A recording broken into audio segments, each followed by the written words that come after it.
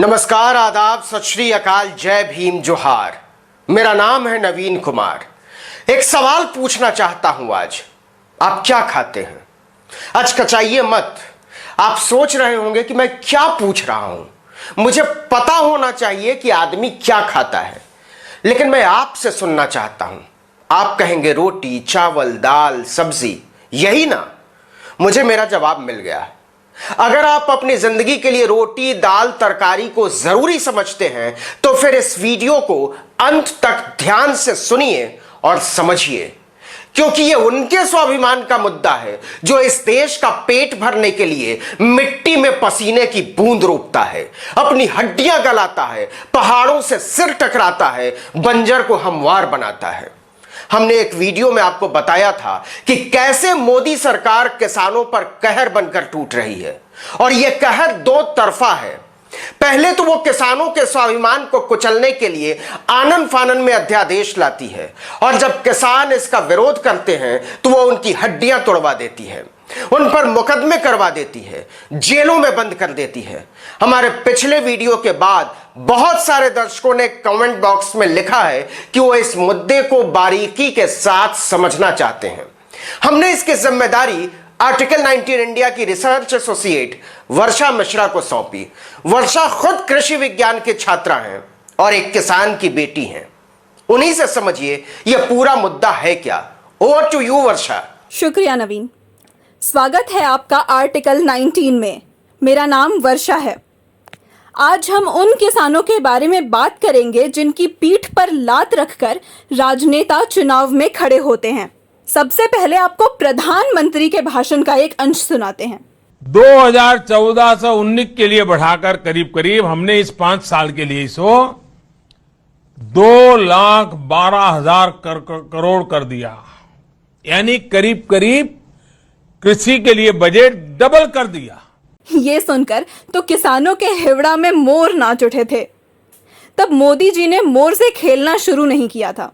किसानों ने तो ये मान ही लिया होगा कि 2020 तक उनकी आय दोगुनी हो ही जाएगी। मानो अब बिजनेसमैन बिजनेस छोड़कर खेती करने लगेंगे और अरबपति बन जाएंगे। खैर, चलिए एक और आवाज सुनाते हैं हरियाणा के चीफ मिनिस्टर श्री मनोहर लाल खट्टर जी की। का कोई विषय नहीं है और कोई उनका इस प्रकार का मुद्दा नहीं है। ये तो एक जिसको कहना चाहिए कि एक विशेष मतलब खामखा के बातों को लेकर के आगे चल रहे हैं। और वैसे भी ये जो हड़ताल है, दूध नहीं बेचेंगे और सब्जी नहीं बेचेंगे, ये इसमें किसानों का नुकसान करेंगे। खट्टर साहब ने ये बयान 2 साल पहले किसान हड़ताल के समय दिया था। उन्होंने पूरी हड़ताल को ही बेबुनियाद बता दिया। मुझे एक बात समझ नहीं आई कि भला किसान बिना किसी मुद्दे के अपनी रोजी रोटी छोड़कर सड़कों पर क्यों आ बैठेगा। किसानों को कौन सा इलेक्शन लड़ना है? चुनाव खत्म होने के बाद यह सरकार किसानों को कितना सीरियसली लेती है, ये खट्टर साहब ने साफ कर दिया। हालांकि ये तो पुरानी बातें हो गई। तो अब क्या हुआ है? कुरुक्षेत्र में किसानों के ऊपर जिस तरह से जुल्म ढाए गए हैं, इससे आप वाकिफ होंगे।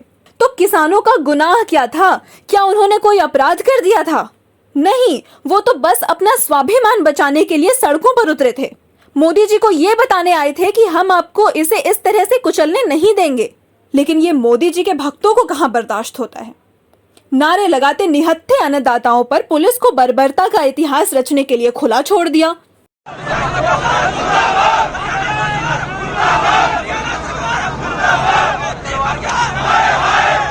किसानों ने ये हड़ताल 3 कृषि अध्यादेशों के खिलाफ किया था। इनमें से पहले अध्यादेश के तहत मोदी जी ने कंपनियों को मंडी के बाहर अनाज खरीदने की अनुमति दे दी है। सरकार का कहना है कि इससे किसान और व्यापारियों के बीच अनुकूल वातावरण बनेगा, जहां वे कृषि उपज को खरीद और बेच सकेंगे। लेकिन सरकार ये नहीं बताती कि ये अध्यादेश बिना टैक्स दिए कंपनियों को फसल खरीदने की छूट देने के लिए लाया गया है। साफ है, कंपनियां किसानों का नाजायज फायदा उठाएंगी। किसानों का आरोप है कि सुधार के नाम पर सरकार एमएसपी यानी न्यूनतम समर्थन मूल्य की व्यवस्था को खत्म करने की योजना बना रही है। इस अध्यादेश को आसान भाषा में समझाएं तो पहले अगर कोई कंपनी न्यूनतम समर्थन मूल्य पर गेहूं खरीदना चाहती थी तो उसे एमएसपी के अलावा 6% का टैक्स देना पड़ता था।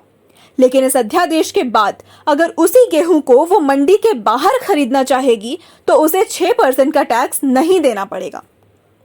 अब कोई भी कंपनी क्यों चाहेगी कि उसे एमएसपी के अलावा 6% का टैक्स देना पड़े? इसी वजह से सभी कंपनियां अपनी खरीद को मंडी के बाहर करने लगेंगी और आहिस्ते आहिस्ते मंडियों का अस्तित्व ही खत्म हो जाएगा।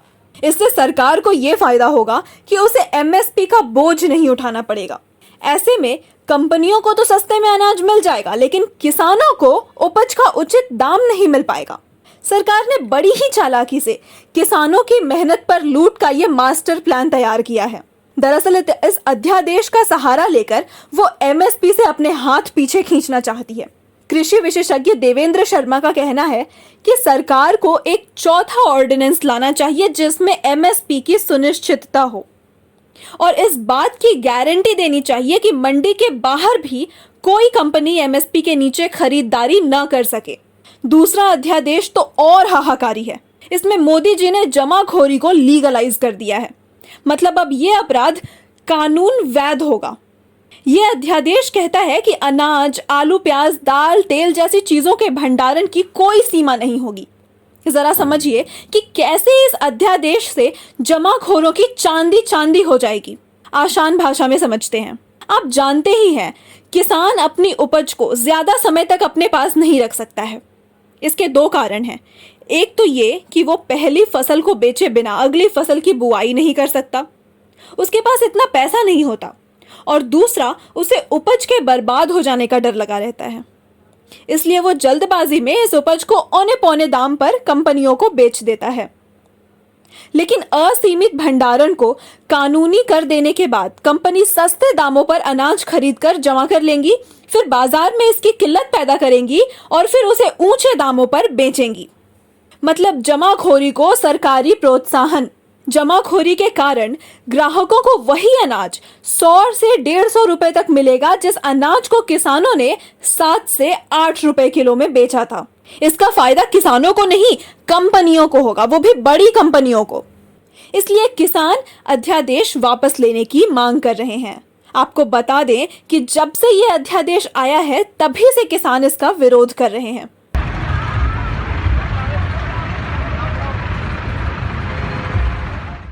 मतलब सरकार के लिए किसानों का स्वाभिमान और उनकी जिंदगी कोई मुद्दा नहीं है। बीजेपी इस कदर दंभ में चूर है कि वो कहती है कि किसान हड़ताल करके अपना ही नुकसान करेंगे और अंत में हड़ताल वापस ले लेंगे। किसानों की इतनी बेइज्जती के बाद भी खट्टर साहब को उन्हीं गरीब किसानों से दान मांगते वक्त तनिक भी लज्जा नहीं आई। आप अपनी उपज का 1 क्विंटल में 1 किलो से लेके 5 किलो तक जितना योगदान करना चाहें इस यज्ञ के अंदर योगदान करें। खट्टर जी ने हर किसान से प्रति क्विंटल 1 से 5 किलो तक अनाज दान करने की मांग की है। सोचिए कि सरकार फायदा पहुंचा रही है कंपनियों को और दान मांग रही है किसानों से। और जब किसानों ने कहा कि हमारी बात तो सुन लो, तो उन पर कहर बनकर टूट पड़ी। इस वीडियो में इतना ही, लेकिन ऐसे तमाम वीडियो के लिए हमारे आर्टिकल 19 इंडिया को सब्सक्राइब जरूर करें, लाइक करें, कमेंट करें और शेयर करें।